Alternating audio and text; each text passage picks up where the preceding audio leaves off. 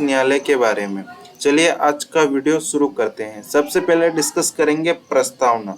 भारत में अंग्रेजों के आगमन का मुख्य उद्देश्य व्यापार करना था, लेकिन समय के साथ उन्होंने प्रशासनिक और न्यायिक व्यवस्था की भी स्थापना की।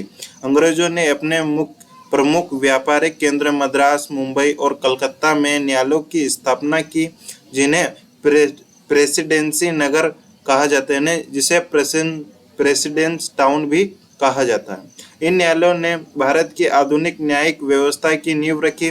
प्रारंभिक अंग्रेजी न्यायालयों का उद्देश्य अंग्रेज व्यापारिक और स्थानीय लोगों के बीच उत्पन्न विवादों का समाधान करना तथा कानून एवं व्यवस्था बनाए रखना था। मद्रास के प्रारंभिक अंग्रेजी न्यायालय डिस्कस करते हैं। मद्रास अंग्रेजों का पहला प्रमुख प्रशासनिक केंद्र था।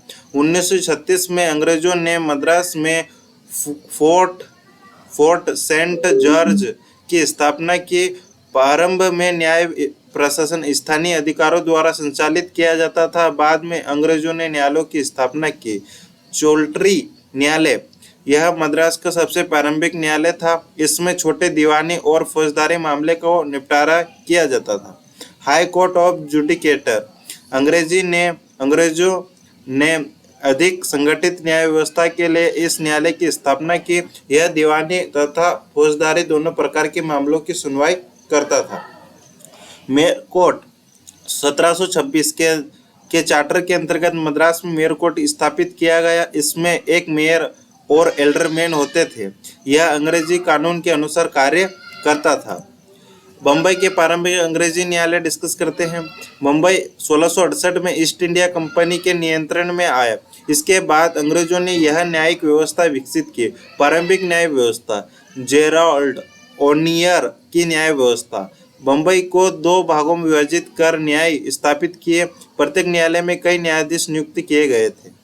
कोर्ट ऑफ जुडिकेटर यह उच्च न्यायालय के रूप में कार्य करता था। व्यापारिक विवादों तथा गंभीर मामलों की सुनवाई करता था। मेयर कोर्ट 1726 के चार्टर के अंतर्गत मुंबई में भी मेयर कोर्ट स्थापित किया गया। यह दीवानी मामलों की सुनवाई करता था। इसके निर्णय के विरुद्ध गवर्नर एवं परिषद के समक्ष अपील की जा सकती थी। कलकत्ता के प्रारंभिक अंग्रेजी न्यायालय डिस्कस करते हैं। कलकत्ता अंग्रेजों का सबसे महत्वपूर्ण प्रशासनिक केंद्र बना था। यह फोर्ट विलियम्स की स्थापना के बाद न्यायिक संस्थाओं का विकास हुआ।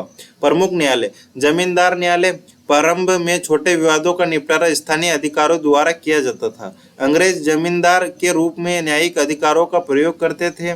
मेयर कोर्ट 1726 के चार्टर द्वारा कलकत्ता में मेयर कोर्ट स्थापित किया गया। यह दीवानी मामलों की सुनवाई करता था।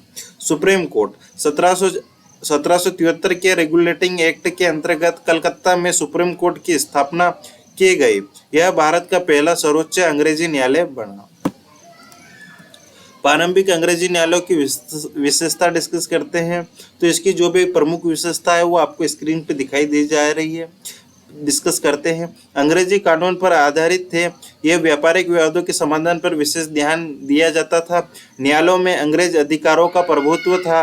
भारतीय की भागीदारी की सीमित थी। अपील की व्यवस्था उपलब्ध थी। इन न्यायालयों में ने आधुनिक न्याय प्रणाली की नींव रखी थी। ठीक है, प्रारंभिक अंग्रेजी न्यायालयों का महत्व डिस्कस कर लेते हैं। तो भारत में विधि के शासन रूल ऑफ लॉ की अवधारणा को विकसित किया गया। न्यायिक संस्थाओं को संगठित रूप से प्रदान किया गया। दीवानी और फौजदारी न्याय के पृथक्करण की दिशा में कार्य किया गया। बाद में स्थापित सुप्रीम कोर्ट तथा उच्च न्यायालयों के विकास का मार्ग प्रशस्त किया गया। अब डिस्कस करेंगे निष्कर्ष। मद्रास, मुंबई और कलकत्ता के प्रारंभिक अंग्रेजी न्यायालय भारतीय न्याय इतिहास का महत्वपूर्ण अध्याय है। इन न्यायालयों ने अंग्रेजी विधि प्रशासनिक को भारत में स्थापित किया तथा आधुनिक न्याय प्रणाली की आधारशिला रखी। यद्यपि इनका मुख्य उद्देश्य अंग्रेजों के हितों की रक्षा करना था, फिर भी इन संस्थाओं ने भारत में संगठित न्याय के विकास में महत्वपूर्ण योगदान दिया। आगे चलकर इन्हें न्यायालयों के आधार पर सुप्रीम कोर्ट और उच्च न्यायालयों की स्थापना हुई, जो आज भारत की न्यायपालिका के महत्वपूर्ण अंग है। आज के वीडियो में इतना ही। अगले वीडियो में अगले टॉपिक पर डिस्कस करेंगे।